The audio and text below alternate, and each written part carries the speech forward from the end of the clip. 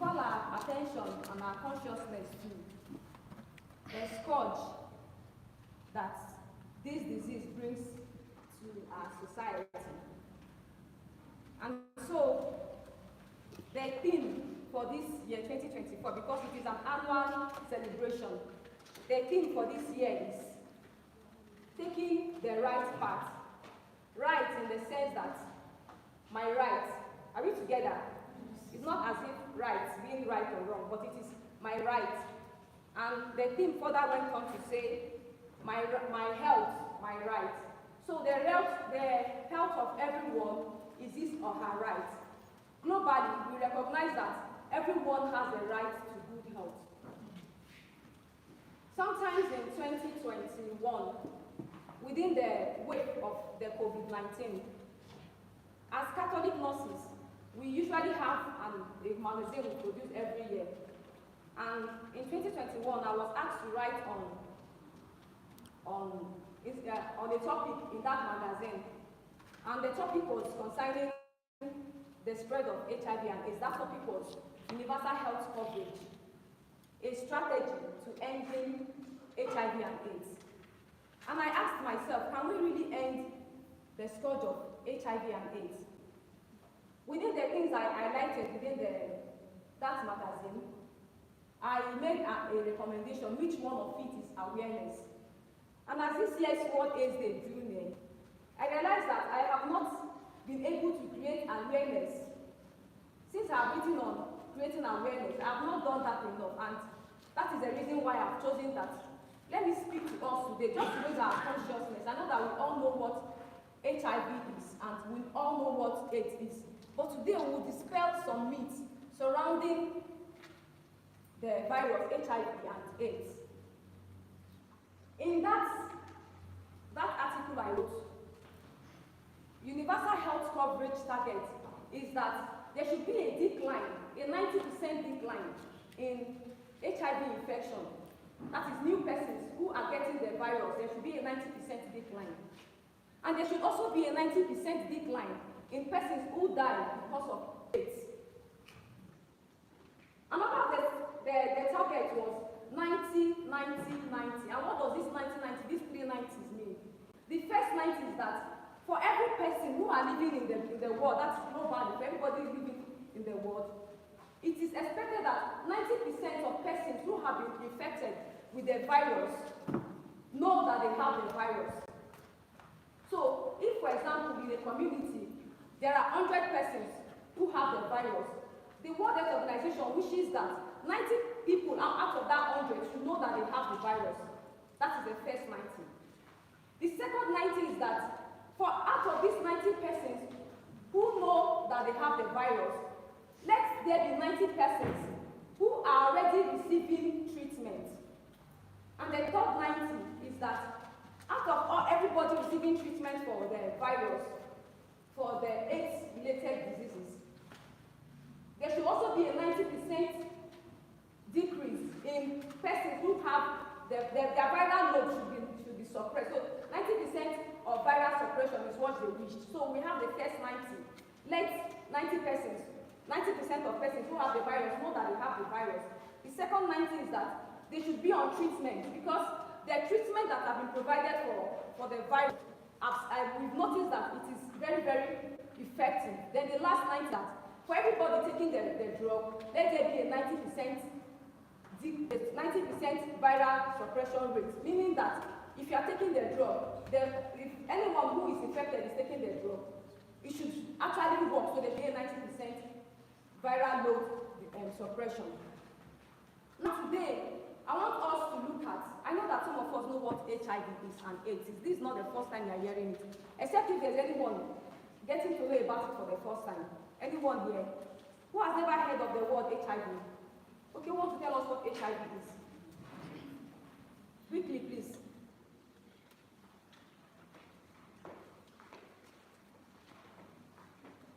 This is not a classroom setting. Don't allow me to call you. Just tell us what you know about HIV.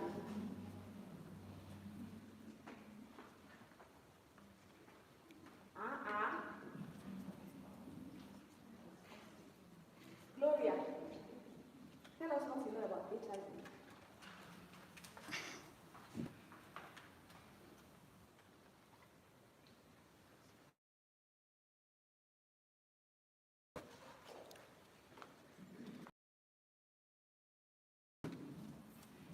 Just the word AIDS.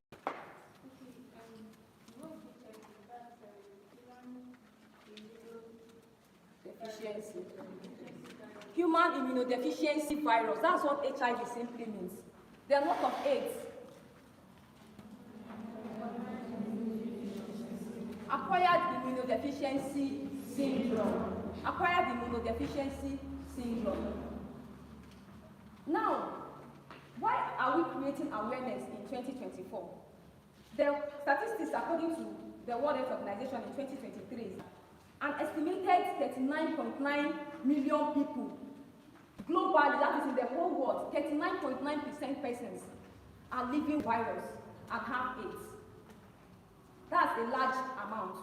Then also in 2023, that's last year, this is 2024, about 630,000 persons died from the virus. Then also in 2023, we have about 1.3 million persons who were infected only in 2023. That is quite a large number of persons, and that is why we see that the awareness we are talking about, some persons are still not getting it, and it's either they are not getting it or they get it and they are not making use of it. That means that our awareness is not efficient enough. Now, what are the ways whereby we can get HIV and AIDS? I know we know them. Please, let's quickly say it. I didn't get you. Please don't talk in chorus. If you want to talk, just put up your hands. Okay. From mother to child. So there's mother to child transmission. Either a woman is pregnant, the baby can get it when a woman is pregnant, or if a woman is at the point of delivery, if there's blood, if the blood of the mother passes to the child, the baby can get it. Then a woman who is breastfeeding can also pass the virus through the breast to the baby. Thank you. Any other way? If you want to talk, put up your hand. I'm still. Okay, Joyce. By the use of sharp objects that are not sterilized. It's not just using the sharp object, it's by sharing. Let's say, for example, one who is infected, a sharp object has been used on that person, and the object was not sterilized, and you have to share it with another person. One can get it through that. Any other means? Thank you. Okay, Jacob. Through sexual intercourse. Through sexual intercourse. You can get it, one can get it through sexual intercourse. Now, sexual intercourse, from what we see, is now diversified. We have what we call, and I'm going to say it the way it is, we have what we call anal sex. Persons who do not have sex, they only have it through the anus. And we also have what we call oral sex. People who have sex through the mouth, then we have sex through the vagina. All these ways, one can get the HIV virus through that. Then sharing of sharps, like we said. Those of you go to the hair salon and you share hair clippers, you can get HIV. Anyone can get HIV through that, because there are sharps that can actually make a cut on an individual, and blood can be transferred through that. Ladies who go to the salon, you go to the salon to make your hair. Hair comb, blood can live on the hair comb, because the hair comb can actually pierce your scalp. Those of us who fix wig, that needle that they used to fix wig for you can choke you. Madam will say sorry. As if she's trying to do, she says sorry. She has pierced your head and blood is coming out. She can use it for somebody else and it is not sterilized. So these are some of the myths. Then hair crochet can also, these are some of the myths whereby an individual can get HIV and AIDS. Then there are very key individuals that HIV is common among them. We have gay men. A man who says he is attracted to another man. Then men who sleep with men. Then persons who are engaged in drug abuse through injecting themselves. Remember we said the use of sharp. So these are persons who HIV and AIDS is common among. Then we also have women Women are also more at risk. Then we have young adolescent girls. These are persons, these are the populations whereby HIV and AIDS is common among them. Then, what are the signs of an individual who has come down with HIV? What do you see in that person? What are the signs and symptoms the individual presents? The person can have headache, chills, malaise, loss of weight, loss of appetite, night sweat, mouth ulcers, sore throat. These are the very few signs and symptoms you see an individual who has this virus come down with. I want to ask us a question. Is it possible for somebody to have HIV and not have AIDS? Yes. It is very possible for somebody to have HIV and not have AIDS, because HIV is only the virus that causes what? AIDS. And when an individual gets the virus HIV, it can live in that individual as long as 10 years without manifesting any sign and symptom. And that is why it is advised for regular screening and regular tests for all of us. Because one, we are health workers. I even forgot to say that another way we can get HIV as health workers is through needle prick from patients who are already infected. So as health workers, because we are always being exposed, we should go for testing.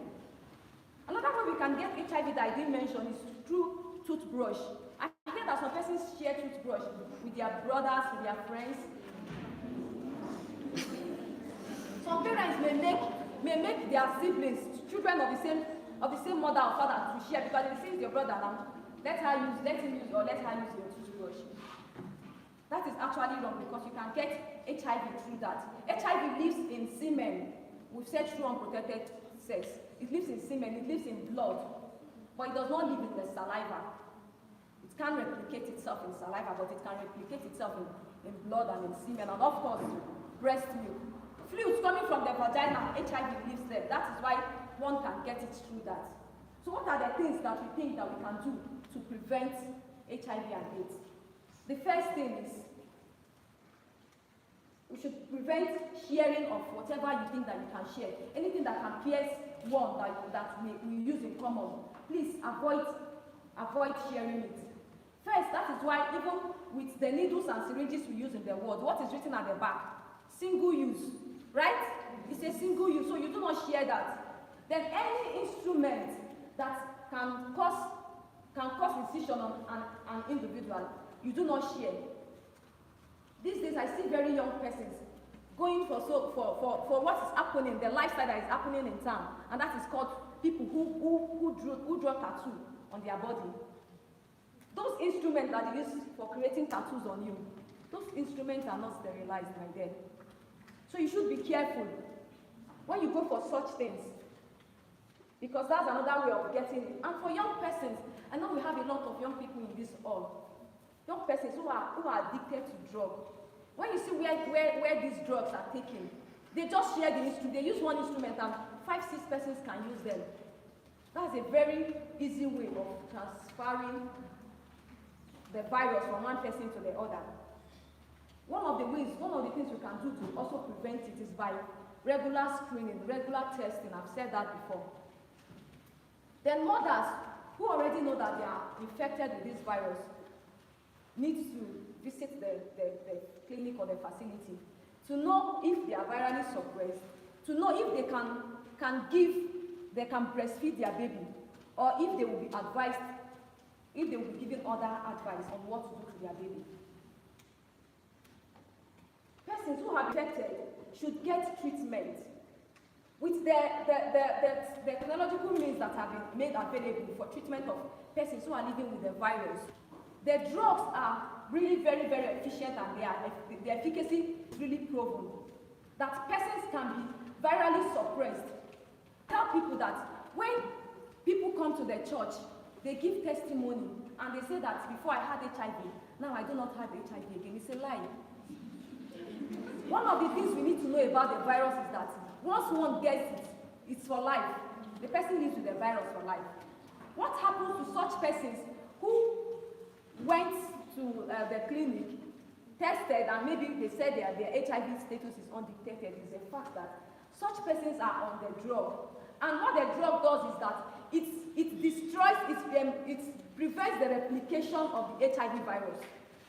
So it's like saying, if I'm not able to replicate, if there are microorganisms in this space now, and it's not able to replicate, it will be confined to a space, and the amount of the virus remaining will be so small that it becomes insignificant. And when they do a test, it is not detectable when they do the test. So that is when they say that the virus, that they don't have the virus again. No. Tell them to stop taking the drug and give them some months. The virus will replicate back and they will go back to square one or square zero, like we used to say. So persons who are infected should continually take their drugs. And for all of us sitting down here, it is advised that we continually do tests, at least every 3 months. The reason they say window period is the fact that the test that we used to test for HIV, it has been specified to say that for it to be able to detect the HIV virus in one system, the virus should have stayed in the person's system between 23 days to 90 days, and that's why the window period of 3 months, which is the 90 days. So, as a routine way, or as a routine checkup for ourselves, is that we do this test every 3 months. It does not live in tears of sex, it does not live in virus, it does not live in saliva either. It can stay in somebody's blood. So those are some of the ways that we can get it. Then, I want to leave us with this story. Why as mothers, brothers and sisters, we should not share any personal effects with our siblings. Even hair clipper, boys and young girls who cut their hair, those of us who are cutting our hair in this space, it is not too much for you to get your hair clipper. Because some of the salons, private salons that we have around, do not sterilize the hair clippers, and that's one of the commonest means of getting it. A woman once delivered a twin baby. Before she came to the facility, and when she brought the children to the facility, one of them was sick and she brought them to the facility. The baby was tested.